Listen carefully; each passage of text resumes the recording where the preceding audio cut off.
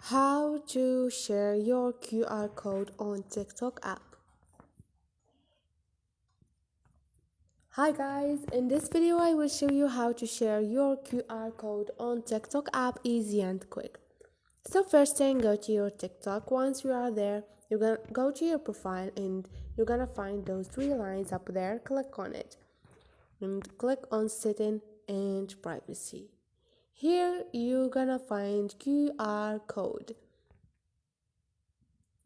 And this is your QR code. All you need to do is scroll over this list and choose the app you want to share your QR code to. For example, Instagram, Facebook, Snapchat, or WhatsApp, wherever you want. Just click on it and share your code. This is it guys, easy and quick. Don't forget to subscribe and like.